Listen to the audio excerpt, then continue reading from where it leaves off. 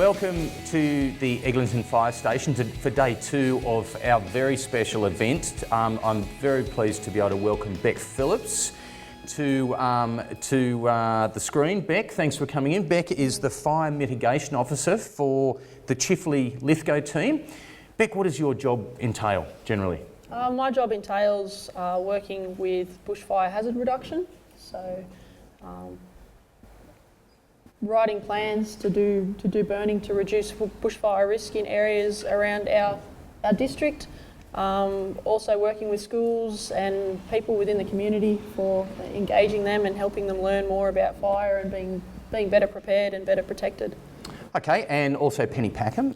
Now Penny is going to kick off our kitchen demonstration. She is going to be like the master chef contestant from hell. She's going to do all the wrong things. She's going to get us all into a lot of trouble, and you guys are going to see how to take care of a very common fire scenario in the kitchen. Now, am I right in saying that, Beck? Is this the sort of thing that does happen quite a bit? It's a fairly common thing. It's something that it's not an unrealistic thing that may happen. Not something that we would want you as children to be able to do, but something that definitely for your parents to be able to do in the kitchen. So basically, these guys can take this information home. They can tell their parents how to deal with this scenario that we're about to set up, yep. and also advise them on some pretty crucial but cheap equipment that they can have in the kitchen, which will help should this happen. Yeah, that's right. Some very basic things that you can use in the kitchen. Some things that are actually standard in kitchens, and a couple of other things that really should be standard. Okay. Yeah. Okay. Good. Okay. Now, Penny, I've got a hankering for some chips. Okay. Well, I'm going to go and make some chips. Well, that's exactly what I wanted to hear. Okay. Fantastic. Hot before I cook my chips, so I'm turning on my stove. And I'm going to start cutting up my chips. Oh, the phone. Oh, that must be Mabel. I've been expecting her to call. I've got to organise a few things.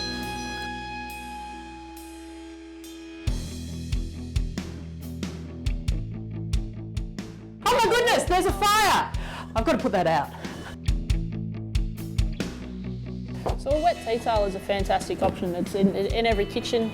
Grab your tea towel, run it under the water and lay it gently over the top of the pot and leave it there until the pot cools out. Now, this is not something we would expect the kids to do. This is something that they would advise their parents to do? Definitely for parents to do, not an activity for children. Okay, all right. Now, how else could this be done? Another option in the kitchen, as you can see behind Penny to the left of screen there, is a fire blanket hanging on the wall. Okay. So a fire blanket really should be in every kitchen. Okay. They're a fantastic resource, easy to use, very cheap to be able to buy from a local hardware store or supermarket. Okay, now Penny's going to demonstrate the same thing with the fire blanket, which is obviously a much safer option. A much safer option. It's a larger piece of material, and it will provide Penny with a greater deal of protection to herself than what the tea towel will. So I'm just going to show you how easy it is to use a fire blanket. It's secure to the wall.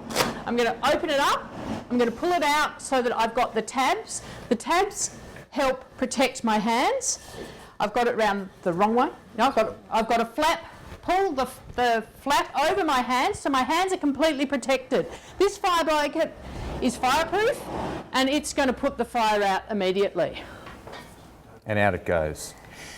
Okay, now let's just quickly go over a few of the do's and don'ts. Now, with for some people, the basic reaction to a fire would be grab a bucket of water. Why is this not a viable option here? Why do we not do that? When working with oil is water boils at about half the temperature that oil will catch fire at. So the water will turn to steam and it will provide no cooling effect to the oil. It will actually, as it turns to steam, it will throw burning oil throughout the kitchen and spread the fire. So we don't want to put... Now, I read a mad statistic the other day. Water expands at 1,700 times its size when it hits burning oil. Is that about that? Yes. Okay. So in other words, it'll be a bomb. Basically. So basically, the oil will explode throughout the kitchen. It will go everywhere. Yep, go everywhere. Now, the other thing that we never do is we never move the pan. No, we never move the pan. So once we've put our fire blanket onto the pan, or we've put our wet tea towel onto the pan. But even before that, let's say it's burning, I've seen people grab a pan and carry it outside because they're worried about the damage they're doing to the kitchen, to the range hood, that sort of thing. Yep. That is a bad idea, isn't it? Definitely a bad idea. If you pick up that pan and you spill the oil on you, you will instantly have 3rd-degree burns. Okay, so that's hospitalisation. Hospitalisation and And the scars fire for the rest of your life. scars for the rest of your life. The fire is going to spread all over the floor. Spread all over the floor So and what probably started as a small contained fire is going to now become an out of control fire. Yep, and Okay. you will be covered in burns. Okay. Now, the third thing, we were just talking off camera, you mentioned that even when you've put the fire out, I should call the fire brigade. Why would I bother the fireys? Surely they've got better things to do. The fire's out, everything's fine, I'm a hero. What's going to happen? Well, when the pot is burning on the stove, the flames are going up into the range hood over the top where the fan is, as you could probably see during the fire on the stove. Most people's range hoods are fairly full of oil. They're fatty and oily and whatever. It is quite likely that there may be flames inside the range hood. It's quite difficult to detect. So get the fire brigade to come out and just check that everything's safe, everything's out, and Okay. Was there anything else I could have used? Yeah, well, where are my tips? Where are your tips? They're burnt. They're cinders. So the other thing that Penny could have used in putting the fire out, she's used two fantastic ways of putting it out. She could also use the lid for the pot. So put the lid on the pot, turn the stove off, walk away, let it cool down, Starve it and of call the oxygen. fire brigade. Fantastic. Yep. Okay, all right, now we're going to move into the kitchen. We are now going to demonstrate another type of fire and how we behave in that fire. Now this is a scenario that you guys will all be aware of, and we're showing this to you to demonstrate just how important it is to follow the protocol that you already know, okay? To do exactly as you've already been taught to do. What we're going to show you is an example of get down low and go, go, go, okay? And we're going to show you why that is so important. So I'm now going to bring a couple of victims along with me into the kitchen. We're going to crawl through the smoke. Why is it important to get down low and go, go, go? It's important to get down low and go, go, go, because when the house or the kitchen or the room or whatever the area is that fills with smoke, it fills from the top first. So as it gets thicker and the materials in the room are burning, and so the toxic fumes and gases go to the top of the room with the heat. So as the hot air rises, it does leave a clearer layer towards the bottom of the room. It will still be smoky, it will still be hot, it will still smell, it will still affect your breathing, but it's definitely better than standing up into the smoke. Okay, so if you're trying to run in the smoke, that's going to be a bit difficult to do? Not only will you not be able to see, so you'll be bumping into things, but you will be overcome by the smoke very, very quickly, and you will quite potentially pass out in the... Okay, so we need to find that small pocket of air that's at the bottom of the fire. You can hear already the fire, the smoke alarm has started going off. Oh, come on. Get as low as you can, you guys.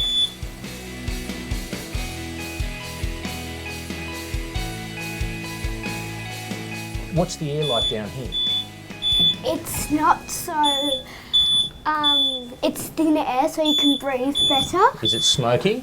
and it's not really smoky. Yeah, and it's better to get down low instead of standing up when you're trying to escape.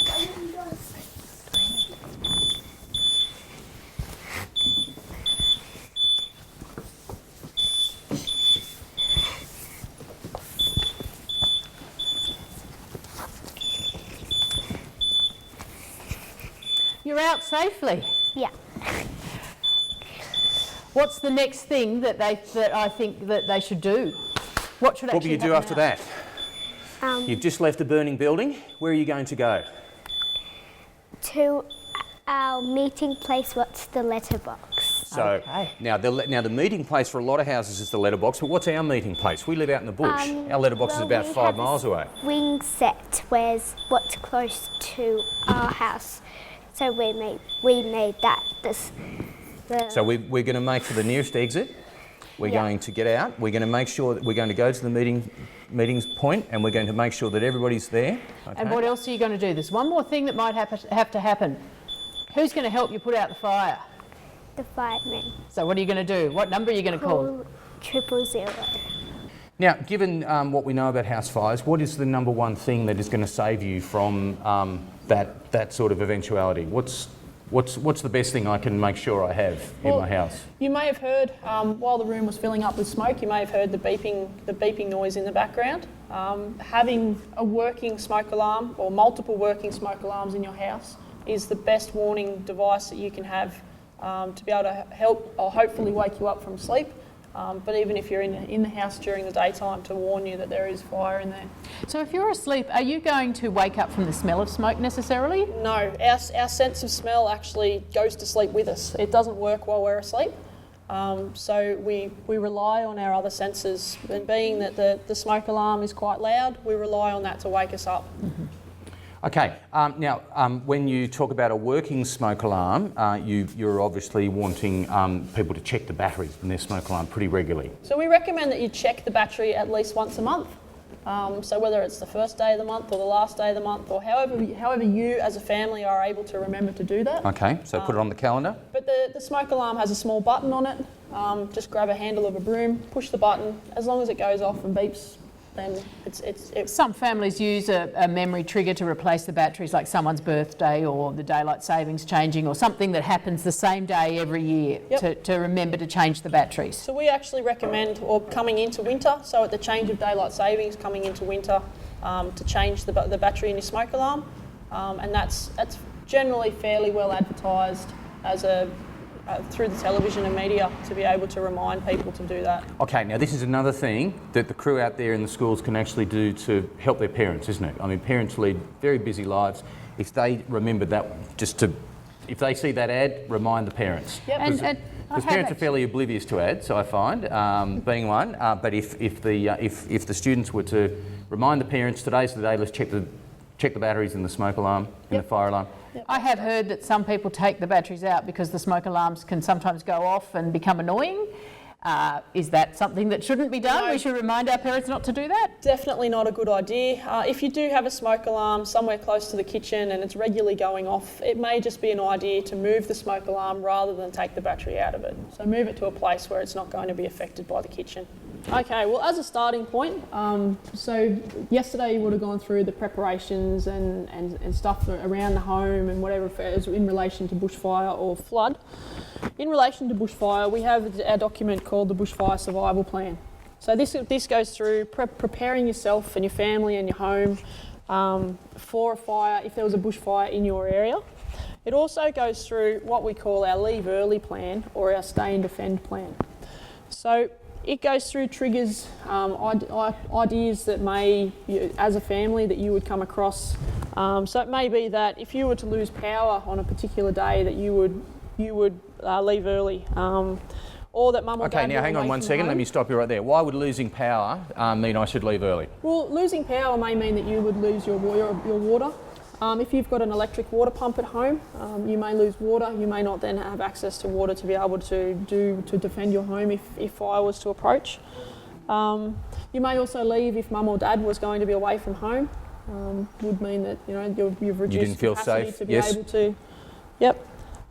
It talks about places where you may go. You may go to a friend's place, you may go to the local supermarket, you may go to, it doesn't matter where it is, Now, but as long as you've identified a place that you will leave early and go to. And now when we're talking about identifying, we're talking about mum and dad or our guardian, the person who looks after us. We have talked about this. If we go to Yes. Grandma's house, or we go to Auntie June's house, or we go to the church, the evacuation centre, the school, wherever it may be, but there's only one, isn't there? So we don't have confusion. We don't have. So what you have as a family, you would sit down together on a day like today, a beautiful day where it's not, you don't get the fire, there's no fires around, and you sit down in a calm environment and think about what you would be doing in that circumstances.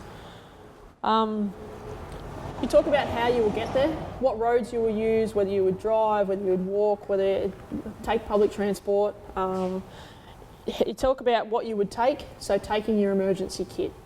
So important items to you, making sure you grab your medication, or if the kids have got a special toy, or to take that sort of thing.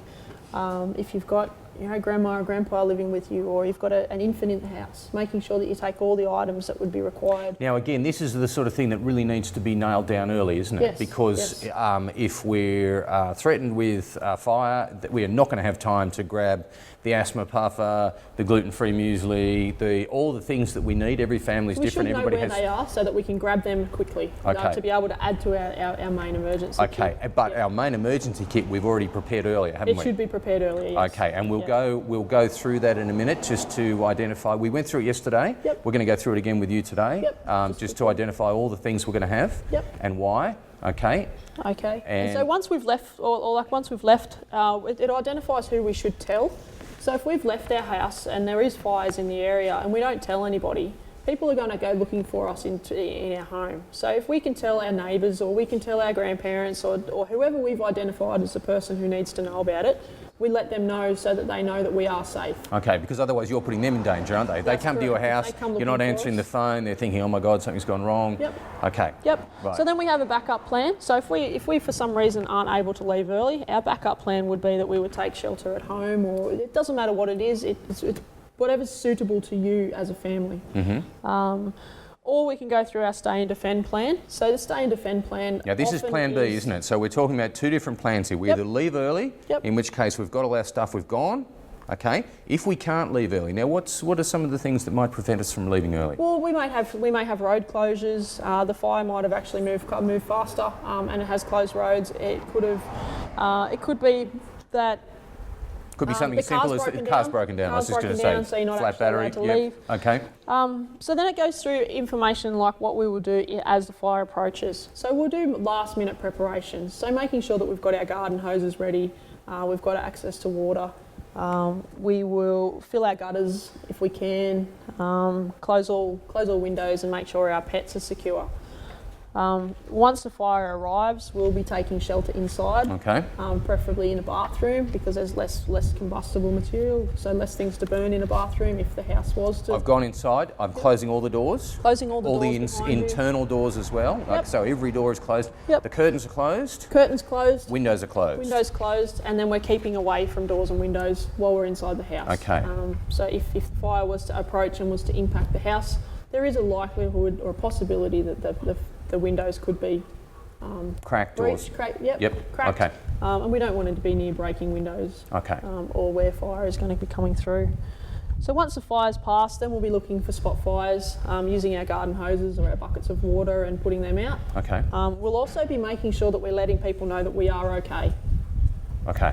All right. And I mean, with the spot fires, this is often the thing that will burn a house down, isn't it? You'll have the fire front pass over, and a very small spot fire will have started. And if it's got the opportunity to get going, then that could then catch on to the house. About 80% of all houses lost to bushfire are by what we call ember attack, which is where burning particles land around the house, into the gutters, around, and they do start little spot fires. Well, we were looking at the gutters yesterday, Yep. and how they are a danger. And Greg and Mark were very rude about my lack of forward planning, the fact that I hadn't cleaned the gutters out, and just how dangerous that is. Now, this is another thing that will often be forgotten by parents, Yep. but we really need to remind them, don't we? It's Yep. one of those things we don't look at it. So it's like if you happen to think about it, Dad, Mum, have you checked the gutters? Yep, checking the gutters, but also too, even something as simple as cobwebs around the windows can actually catch embers and give it a place to start spot fires. Okay. Yep. The doormat. Doormats, you should be taking your doormats in before the fire approaches, Okay. because the doormat can introduce fire underneath the door. Yep. And a lot of them are the that coconut stuff, koi, Yep. or whatever it's called, that Yep, catches. that catches. Anything against the walls on the outside, stacked wood, that sort of caper, That's rubbish, all all gone. preparation things before the fire approaches. Yep. Okay. Which we went over yesterday, but we're just Yep. touching on again. So if we just go quickly so you've got your personal protective clothing. So if you are staying and defending, making sure that you're wearing something that is going to be of natural materials. So be jeans or cotton, so that It's not synthetics if you were impacted, or mum and dad were impacted by embers. The clothing's not going to melt to them. So guys, what Beck's talking about here is if embers come in and they hit nylon, polyester, synthetic materials, they are flammable. Okay, now you guys would be aware of this. You would know that you can't wear those sorts of clothes when you're near a fire. You'll often be warned not to wear them near a radiator because they'll go up. And this is one of those instances where you have to make sure the clothes you wear aren't flammable, okay? So they're made of cotton, so jeans are made of cotton, they're made of denim, which is cotton. It could be... a woolen jumper. Woolen. It could be a shirt, much like what Paul's wearing underneath it could his be, jumper. now obviously this sort of protective clothing is totally It's fireproof. Made of cotton. Overalls, I believe, are cotton, hemp, anything like jacket. that. Leather, okay, rightio. So natural materials. Okay. Yep. So I shouldn't be wearing my Dorothy dinosaur. Probably not Or a your good tutu. idea. Keep your tutu off. That is how I prefer to fight a fire. But all right, we're going to move away from Okay. that. The SES also have an emergency plan kit. So we talked yesterday about floods and storms, and that they also have a kit to prepare for floods and storms. So where would you be able to access this information? This information can be accessed by probably the most accessible place would be the Rural Fire Service website. Okay. So as shown there, so rfs.nsw.gov.au, and that's all that information is able to be found on the website, or you can call into one of the local fire control centres to be able to pick up your own a hard copy. Okay, and I think this one's available through stormsafe.com.au, so it's through the SES website. Okay. Now we were going to look at our floor plan here. Yep. So basically, if we go into like the kitchen fire or the house filling with smoke, we'll be looking at having our home fire escape plan. So I've got just a very basic one here, which is one that's actually on the Fire and Rescue New South Wales website. So it's where you can print a grid and you can draw your own house plan to be able to show where your exits are. So something that you need to be aware of, or need to consider, is having 2 exits out of every room. So if this is your bedroom here, so you're asleep in here and the smoke alarm goes off, you need to be able to identify that you can get out the door, but you may also have a window here. You can use that as an escape if you have to. But if you've got bars on your windows or fly screens that can't be removed, you need to be aware of that. You need to be aware of that, so that it does limit the ability to be able to exit the room. So if you're having an exit from every room, so through the door, also through the window of each bedroom, through the kitchen and TV room, so if you're all coming out into here, into that area, so we've got doors up here, so we can get out that way, or we can get out the front door. And something then that you need to consider is once you're actually out of the house, where you're going to go. So for a person who lives in town, in a rural, in a residential setting, more often than not, the letterbox at the front of the driveway is a perfect meeting point, because when the fire brigade does turn up, they are going to go to that point. You're going to be able to assure them that everybody is out of the house, or you can tell them that if they're not, so they know where you are, and it's at the front of the house, so it's obvious that you are outside. If you live out of town, and we have quite a lot of people in our area that do live out of town, quite often the driveway is a very long driveway. The mailbox may be actually up the street, a roadside mailbox or something like that, where it's several kilometres away. So you need to identify something else that may be a good meeting point. It may be a tree, it may be a swing like the girls identified earlier, or it could be something that is specific to your home. So whatever that is, making sure that everybody in your family knows where that meeting point is, and that's also identified on your plan. Another thing to identify on your plan when you're drawing your plan is to show where your smoke alarms are. So if you've got a smoke alarm in the hallway there, just identify where they are. You might have one down in the lounge room or something like that as well. Why is that important, Beth? Just identifying so that each person knows where they are. When you're looking at doing your checks every month, making sure that they're identified on your plan is a good idea, so that everybody or anybody who is required to to have a look for them or to check them, knows where to find them. So your plan, once you've drawn it, making sure that you take into consideration, you know, if you've got people in the house with disabilities or anything like that, to be able to making sure that they can still access and exit the house. So making sure that everything's drawn on your plan, and your plan is stored in a place that, say, on the fridge in the kitchen, so that everybody's familiar with it, everybody's comfortable with it, and everybody knows where you're going to meet. This is something too that should be practiced at least twice a year. So maybe going into winter and maybe going into summer, as a family, somebody push the button on the smoke alarm, make it go off, and actually do a practice evacuation. Get to the meeting point, check where everybody is, and make sure that everybody's familiar with what happens. By doing it when there's no fire, means that everybody isn't experiencing the stress of fire, so that hopefully when there is a fire, that everybody knows what they're doing and they can do it pretty much on autopilot. Okay, so I've woken up. The smoke alarm's woken me up. Yep. It's the middle of the night. It's dark. I can smell smoke. Now, do I test, having my two exits from my bedroom? How do I know which one to use? Why wouldn't I just use the door? So if you've gone to the door, and with the back of your hand, you feel the door. If the door is hot, the likelihood is that the fire is right behind that door. So you don't want to open that door and risk you being burnt by the fire that's right there. So if you've felt the door and it's cool, it's probably quite safe to be able to go through that way. But if you felt the door and it's hot, don't open the door. Find another exit. Okay. Yep. Now I'm crawling. I crawl out. I crawl to either one of those exits. Do we? My plan. Now that will obviously depend on where the fire is, because if it's on one side of the house, I'll go to the other one. I'll then go to my meeting point. Now, at which stage we then do a head count? Yep. We make sure that everybody is out of the building. We don't go back into the building for any reason, and we make sure that we call 000 and ask for the fire brigade.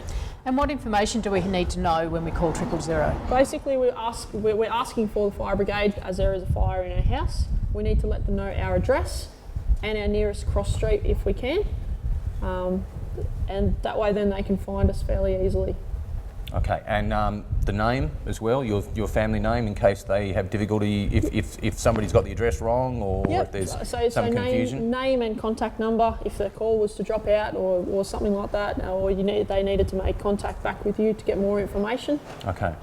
Now you stress the fact that we don't go back in the house. This comes back to the idea that if there are things that you want to save, now is the time to do it, isn't it? Now, making sure that you have your emergency kit ready to go. And your emergency kit, but also anything that you just cannot bear to lose. If there are things, you know, for parents it's often photographs, it'll be important documents like birth certificates, which are difficult to replace. Yep.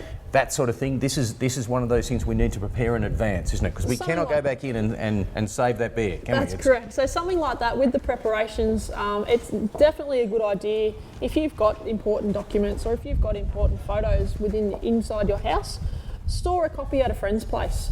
Put them on a disc or something like that, so that you've still got access to the original file, even though you might not have access to the printed copy. Okay. Yep. Okay. Now you're talking about the emergency kit. Let's go through that and walk us through it and tell us what it is that we've got to have in there. So essentially, with your emergency kit, you're going to have some basic equipment. So we're just going to move back over here. Rightio. Yep. Well, I'm not very aware about what I actually need to have in my emergency kit, so I've got the things that I think are essential. Okay, so let's have a quick look through here and see what we've got. My most important thing is my grandmother's teddy bear. Now, I can't live without that, and it's made of straw and I know it's going to burn. So that's my number one priority. Should that be my number one priority? Probably not the number one priority, but definitely something, if it's irreplaceable. It's a very fine bear, yeah. That should be included in that. It is a very fine bear and it's very, very old. I also had a few other things I have in my emergency kit. I do have a first aid kit. First aid kit is definitely something to include in the first aid, in the emergency kit. Now, what are the likelihoods of minor injuries occurring under this sort of scenario? This environment, there's a lot of panic. People are going to cut themselves, burn themselves, that sort of thing. Quite likely. minor injuries. So it could even be while you're crawling out of the home, you might, scratch hands or fingers or knees or something like that. But yeah. So. Okay, all right. I've got my passport and birth certificates because I know that they're a huge hassle to replace. So they're something that I keep in a box always, that in the one place that I can grab as a first priority. Yep. I had a few torches. Torches and batteries for the torches. I had some batteries. Yep. So I've done that one right. Yay, okay. I don't know that the batteries are the right size, so I need to make sure the batteries are the right size. Maybe for the they'll fit in torch. the bear. Yeah, they might fit in the bear. The bear predates batteries. Oh, blow. I've also got a few things that we need if we had to evacuate. Lactose-free milk, because my family can't drink normal milk, so that would be an inconvenience rather than a necessity, but it's in there. And something I grabbed at the last minute was some gluten-free bread for the same reason. And just because Mark can't live without his chocolate, Mark was our SES person yesterday, a block of chocolate just to keep us all happy. Yep. Probably not a priority, but... Probably not a priority, Well, it but is for Mark, clearly. Yeah, that's right. Yep. So other things are just treasures. Miss Piggy's Guide to Life, because that's very important, and a few other treasures. So what have I missed that I actually need? So some of the things that you should include is bottled water. So keeping bottled water in there, so you've got an emergency drinking supply if everybody needed it. You should also be keeping a battery operated radio. So if the power was to go out or something like that, you do still have access to information. Okay, now why would a radio be useful to me? So if you've got fires around the area, the local radio would be doing major updates. So if there's changes in circumstances. So they can give me some very specific information that is not going to be broadcast on national TV or radio stations. This is going to tell me that Billy Willinger Road is now closed. Your battery operated radio should be tuned into your local radio station or to your local ABC radio station, and that will be giving you updates like that. So road closures and fire information. Okay, but very specific to your area. That's why that's so important. So definitely local stations. Okay. Yep. So and sorry to interrupt you, Penny. And the last thing, of course, is you can't rely on the TV. I know when there's fires, you'll often get the banner updates across the TV, but power goes, boof, your TV's gone, and there goes your source of information. Your TV is more of a broader source of information, so you're less likely to get that specific local information. Okay. And it's probably likely also that in a bushfire situation, maybe your internet's not going to work either. So a radio is going to be the best. Your battery operated radio gives you access when you do lose power. Okay, so we've got a radio. What else has she forgotten? Some of the other things that you might include would be medications. So if you've got medications, so they'd be a last minute inclusion. So would I have a list on the side of things that I should grab to remind me of what I need to put at the end? Because I'd have some things that are in there permanently, and some things that, like maybe my phone charger or my medications that I need to put in at the last minute. Yep. So you have your last minute inclusions, and that does include your phone chargers and stuff like that. And that way then when you grab the box, plus with the list, you can make sure that you've got those last minute things. Okay, and I mean things like medications, we're talking about asthma puffers, we're talking about if you have a certain condition that requires regular medicine, which could really be quite dangerous if you don't have it. Even if you've got something that you take on a daily basis, it doesn't matter whether, if you've got scripts that you need to take with you, that sort of thing. Or it might be baby formula if you're a baby or something like that. Baby formula, nappies, that sort of thing. So. All right. Also too, like if, a drinking vessel, it might be a bowl or something to be able to give water to your pet if you had to evacuate or something like that. Yep. Now, what else goes in the box? Anything else that she's forgotten?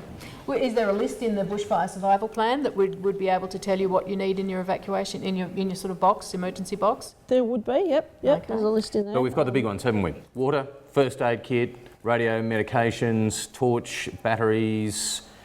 What else? Probably Miss list. Piggy's Guide to Life. Your phone numbers for people you need to contact. Would you have a list of your things like that? mobile, your charger. Okay.